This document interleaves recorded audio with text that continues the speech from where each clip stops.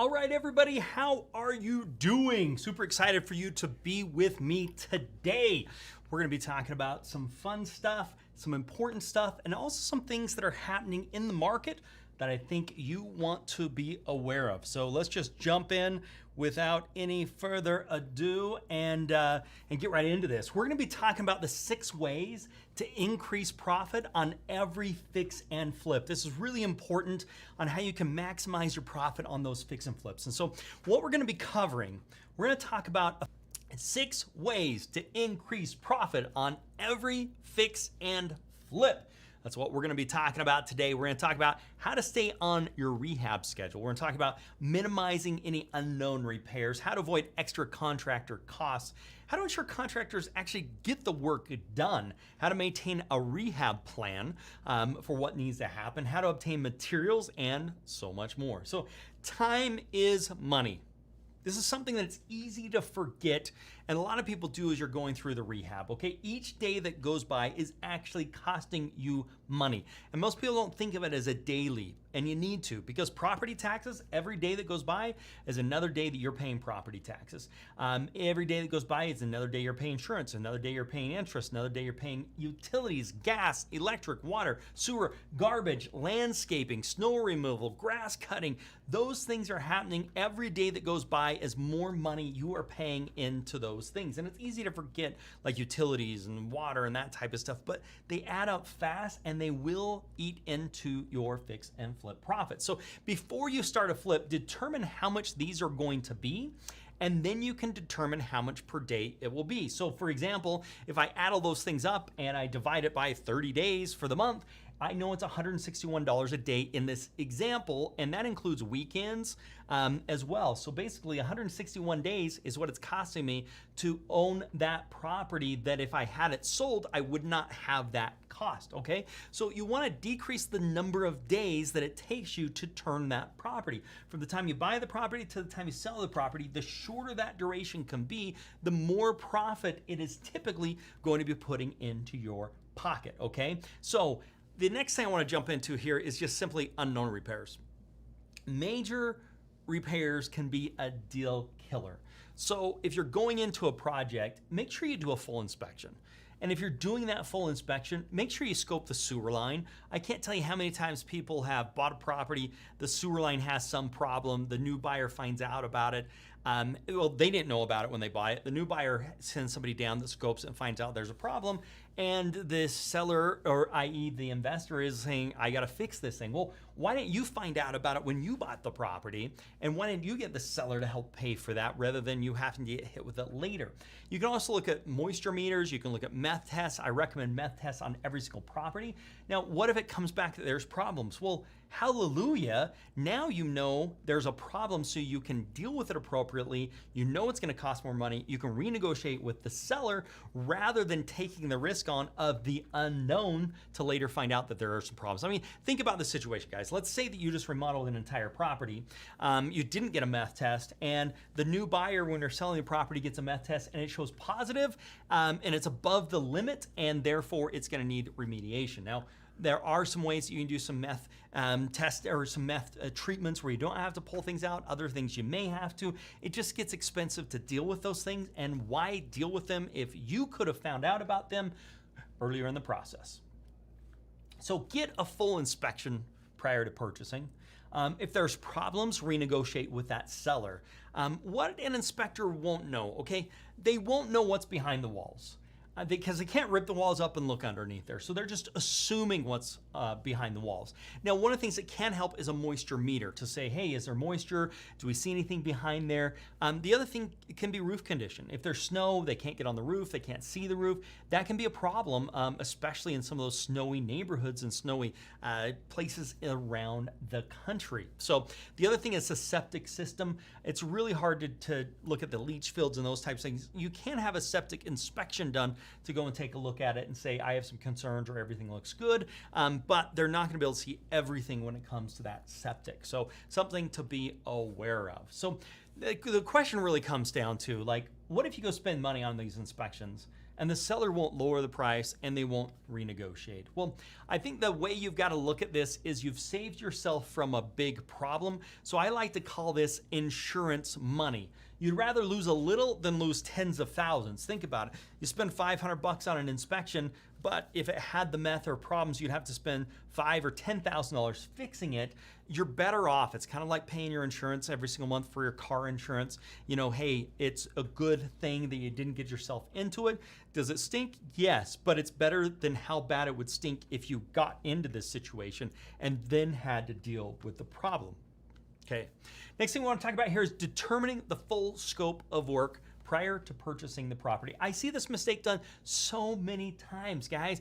You want to know what it's going to cost you going into this project. So you want a detailed scope. This is going to say how many doors, how many windows, what's going to replace, what's not going to be done. Line item, completely line itemed out. No, most contractors will say, hey, I'll do the whole house for 40 grand.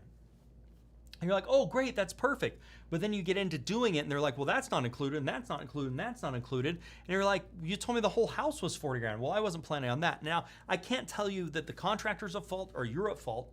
Well, I can't say you're at fault because you should have set it up better to begin with. But who knows? Who knows what was talked about? Who knows what the intent was? Well, guess what? When we outline that, when we put quantities to that, when we put it all together in a rehab sheet, we know exactly what both of us are thinking. The next thing I see a lot of contractors doing is just like paint the whole house for 10,000, carpet the whole house for 5,000, kitchen for 15, landscape for 5. You do not want this either, because let me ask you, landscape $5,000. What trees does that include? How many trees does that include? Does that include new sod? Does that include sprinklers? Does it not include sprinklers? Like, there's so many things where it's like, well, I thought it included sprinklers. Well, you've got to get out of this habit. You've got to do a detailed work that needs to be done to this property. Scope of work is what we like to call it. So this is not good enough. It will lead to a lot of problems. So you really want to break this down in detail. What we're going to go over here is our contractor estimate. Okay, hopefully it's coming over here. No, it's not letting me show you the contractor estimate. Let's see.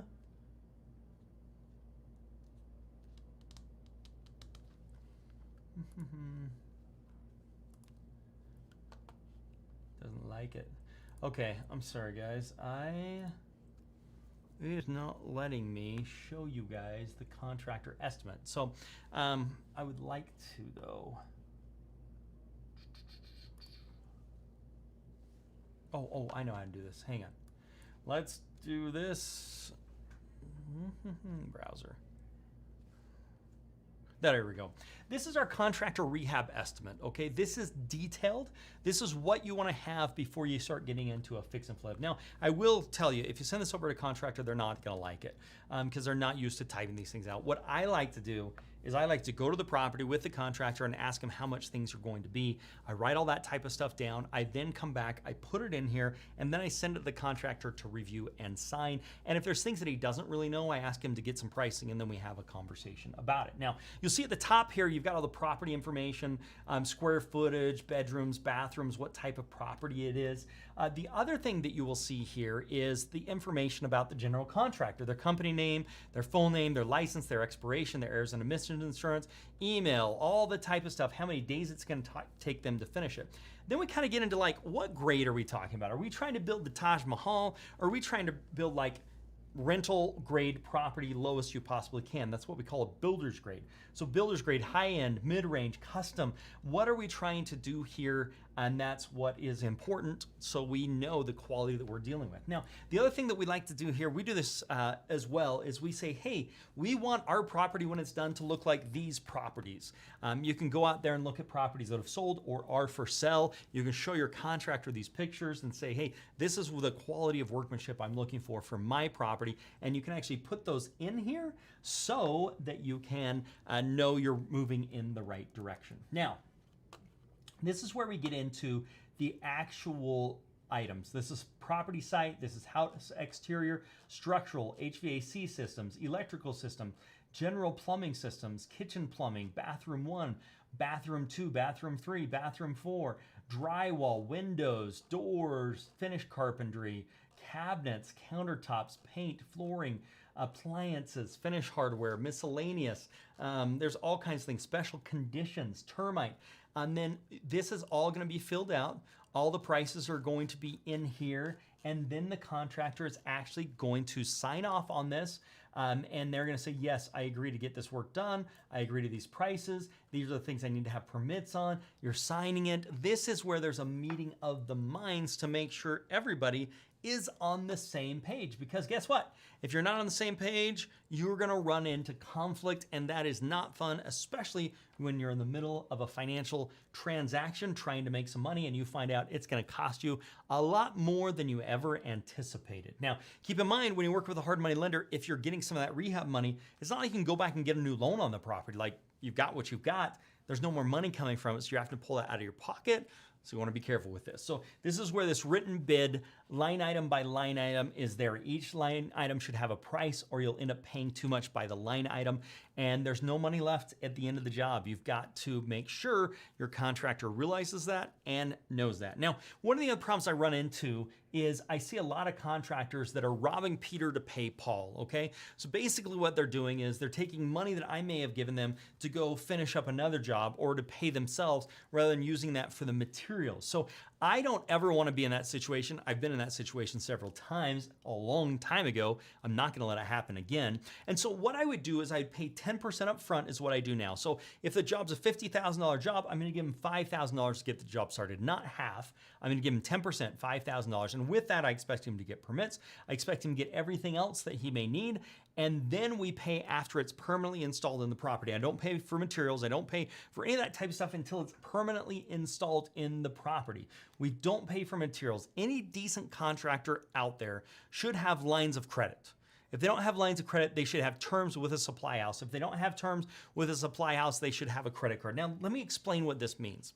Terms at a supply house basically means take the materials and pay us back in 30, 60, or 90 days, which gives them the opportunity to take the materials, go and install them, then get paid for that work done, and then go play their supply house. And so this shouldn't be a hard thing for them to do. Now, will they love doing this? Maybe not. But can it be done? Absolutely. And those are the type of contractors you want to be working with.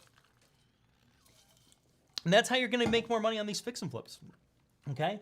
And credit, they can put it on a credit card, get paid 30 days later. Now, next thing I want to talk about here is making sure you have a contractor service agreement, okay? An agreement that the contractor will do the work, right? So yes, I will do the work. That the things will be in industry standards, like it's going to be up to par where it needs to be. They'll fix defects if things happen. This is really important because let's say they put in a new, I don't know, water heater and furnace, and the furnace and the water heater blow up right in the middle of your purchase where you're selling the property to somebody else. Well, it's brand new. They should come back and they should fix that. Well, if you don't have that in writing, like in a contractor services agreement, guess what? They're not going to come back. I can also tell you it's really nice to be able to call and say, hey, you need to come fix a couple of these things. We've already paid the contractor. You need to come back here and fix these. The next big tip I want to give you for getting these rehabs done is determining the work schedule. What really needs to happen here is you need a week by week what's going to get done. You're going to break down the job into weekly activities. And then you're going to know if the job's on track, or if it's not on track. We can also see problems coming, because usually what happens is the job starts and they rip everything out and then it sits for a long time. And you're like, no, we need to keep things happening on the regular basis to make sure we are moving forward. So ahead of time, you go through, draw a schedule, what that's going to look like. Okay, this is more with like the scope of work and how it needs to be done. This is week 1, week 2, week 3, week 4. And we're saying, hey, did you get these things done? If not, why not? Will you get it done next week to make sure we're actually moving on track? It's really easy to procrastinate this stuff, guys, and try and leave it all to the end. And that leads to delays. And that leads to costing you more money every day that actually goes by. You don't want to do that. The other thing that's really helpful, and I preach this a lot, is buy materials that are in stock, okay? And in budget, especially if they're in stock. Like, especially in today's situation that we're dealing with. It's like, hey, if you don't have it in stock and it's not in my price, do not show it to me. I don't want to see it. I can only have stuff that's in stock and are in my price, and I will decide the best tile to do from there or use from there. Like, I want things in stock because I don't want to be waiting for cabinets to come in and wait 3 months. That is going to cost me an absolute fortune. So don't wait to get materials. If it's not in stock, get something else. This can cost you a fortune. So let's jump into a quick recap here, guys. Stay on schedule. That's an important thing. Determine the full scope of work prior to the purchase. Have a written bid for the contractor. Have a signed contractor's servicing agreement with a warranty. Determine the work schedule and buy materials that are in stock and in budget.